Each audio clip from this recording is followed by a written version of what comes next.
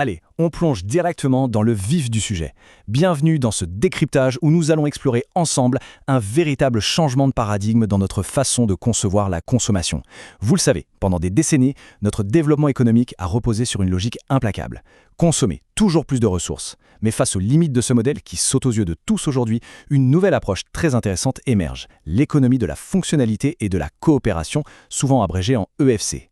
C'est une transformation radicale de la façon dont on crée de la valeur, et c'est exactement ce qu'on va décortiquer aujourd'hui. Sortir d'un modèle centré sur l'accumulation et le volume. Voilà une citation qui met vraiment le doigt sur le cœur du problème. Dans notre marché actuel, la norme pour la plupart des entreprises, c'est de produire et de vendre toujours plus vite. Le problème, cette course au volume met une pression insoutenable sur nos ressources mondiales. Ce modèle classique fonce littéralement dans un mur, il ne peut tout simplement plus garantir notre bien-être futur, ni répondre aux enjeux environnementaux. Il fallait donc repenser le système à la racine. Pour bien cerner cette solution, notre analyse va s'articuler autour de 6 points clés. D'abord, le passage de la possession à l'usage, ensuite les objectifs de l'EFC, son alliance avec l'économie circulaire, l'implication cruciale de tous les acteurs, pourquoi ce n'est surtout pas de la simple location, et on terminera bien sûr par les limites du modèle. Première étape donc, de la possession à l'usage, le grand changement de paradigme. Alors concrètement, qu'est-ce que l'EFC ? Imaginez que l'on redéfinisse totalement le contrat de base entre vous et une entreprise. L'idée, c'est de mettre à disposition un usage. En clair, on paie pour le service que rend un bien, et non plus pour acheter l'objet lui-même.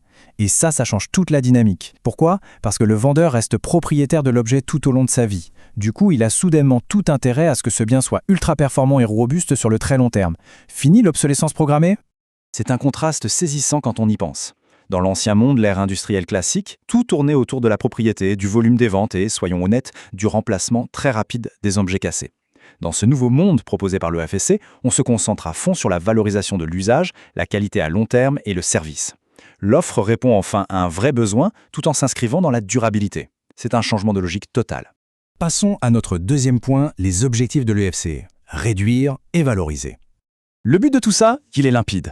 On veut réduire drastiquement la consommation de biens matériels et de ressources naturelles. Mais attention, l'EFC ne dit pas qu'il faut arrêter le développement économique ou sacrifier notre confort, bien au contraire. En sortant de cette obsession du volume, on génère de la valeur autrement, grâce à la sobriété. On favorise massivement l'entretien, la réparation et le réemploi. Ça crée des emplois locaux et ça rallonge la vie des produits. Et le vrai coup de génie de ce modèle, c'est l'alignement parfait des intérêts.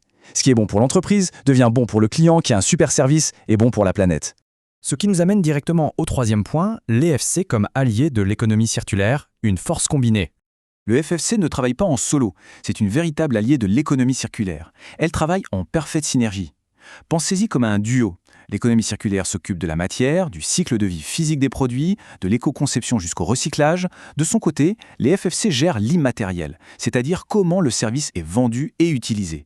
En combinant les deux, on arrive à bloquer ce qu'on appelle l'effet rebond. Vous savez, cette fâcheuse tendance où les gains écologiques qu'on vient de faire sont annulés parce qu'on se met à consommer encore plus globalement.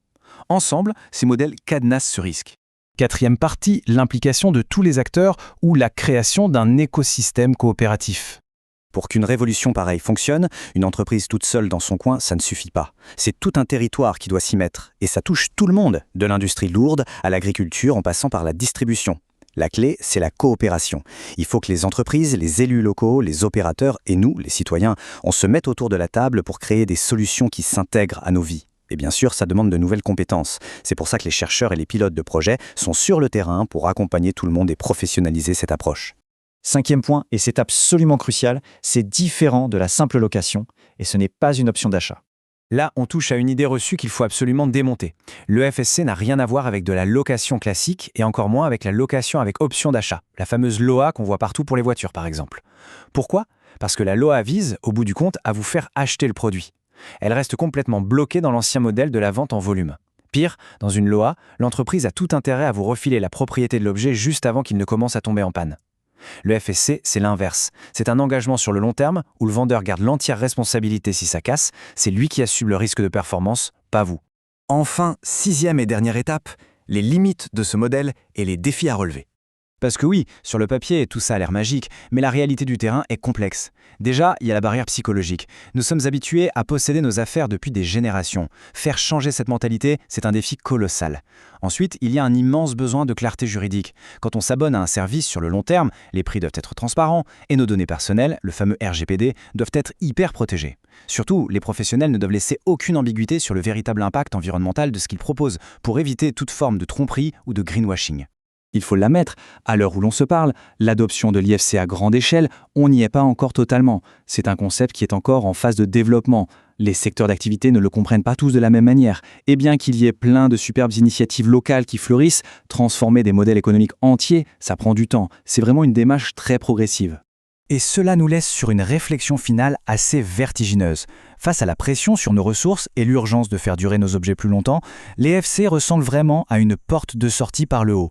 Mais une vraie question demeure, serons-nous un jour capables, collectivement, de complètement lâcher prise sur ce besoin de posséder ? L'usage remplacera-t-il un jour totalement la propriété dans nos maisons ? C'est une perspective fascinante qui nous invite à regarder tout ce qui nous entoure d'un autre œil. Merci beaucoup d'avoir suivi ce décryptage avec moi et à très vite pour une nouvelle analyse.